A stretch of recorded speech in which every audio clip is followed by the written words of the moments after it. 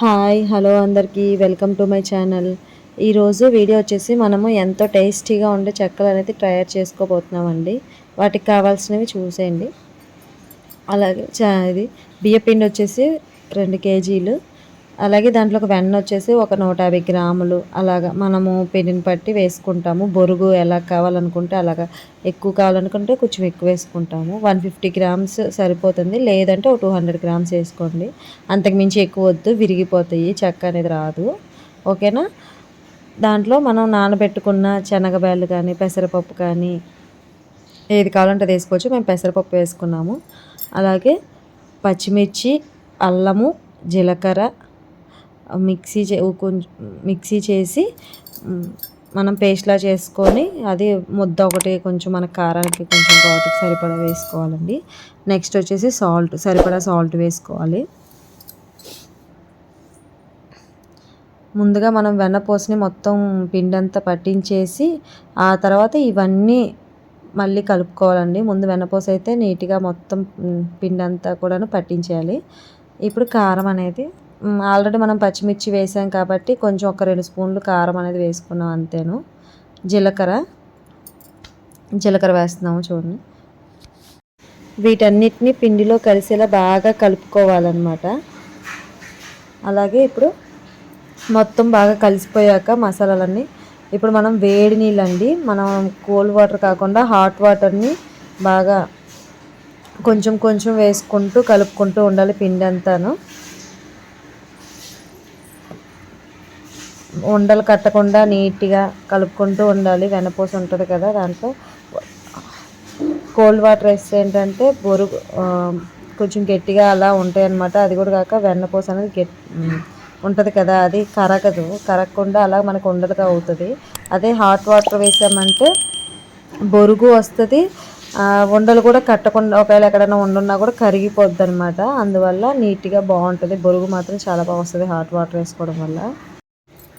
ఈలోగా మన ఛానల్ని ఎవరైనా ఫస్ట్ టైం కనుక చూస్తున్నట్టయితే ప్లీజ్ సబ్స్క్రైబ్ చేసుకోండి. అలాగే లైక్ చేయండి, ఎవరికైనా మీ వాళ్ళకి ఎవరికైనా యూజ్ అవుతుంది అనిపిస్తే మాత్రం షేర్ చేయండి.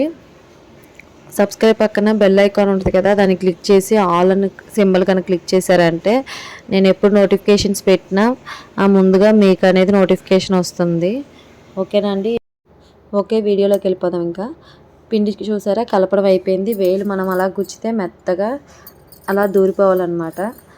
సాఫ్ట్గా ఉండాలి బాగా. మొత్తం చిన్న సైజు ఉండల్లా ఉండాలి. మేము ఉండలు చేస్తుంటే మా పిల్లలు వచ్చి మేము కూడా ఉండలు చేస్తామమ్మా అని చెప్పని ఇద్దరు కలిసి కూర్చొని అలా చేస్తూ ఉన్నారు. ఒక 20 అలా చేసి ఇంక మా పని అయిపోయిందని చెప్పేసి వెళ్ళిపోయారు. ఓకే, నెక్స్ట్ మనం చిన్న ఉండలు చేసేసుకున్నాక వాటిని పూరీ ప్లస్ ఉంటుంది కదండి, పూరీ ప్లస్లో మనం కవర్ ఒకటి పెట్టుకోవాలి. పైన ఒకటి కింద ఒకటి పెట్టుకున్నా ఓకే. చూపిస్తున్నట్లుగా అలాగ మనము కవర్కి ముందుగానే ఆయిల్ అనేది రాసుకోవాలి. పైన కింద ఆయిల్ రాసుకొని అప్పుడు ప్రెస్సింగ్ అనేది చేయాలి, లేదంటే కవర్కి కరుచుకుపోతాయి అన్నమాట. ఆయిల్ కంపల్సరీగా రాసుకోవాలి.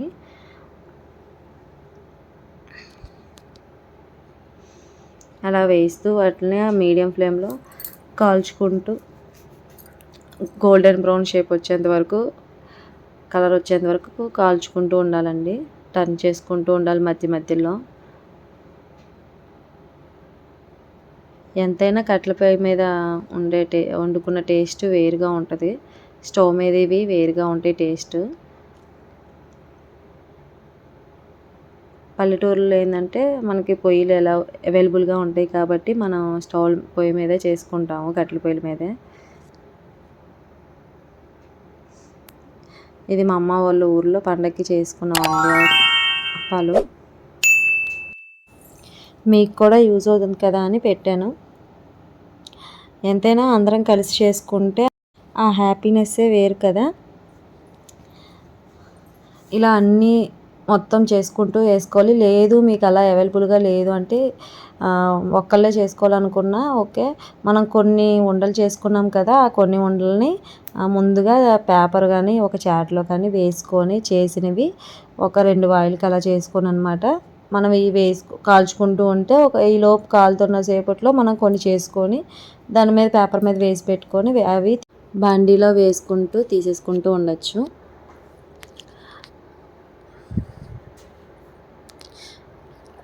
చూసారు కదా. ఓకేనండి. మరి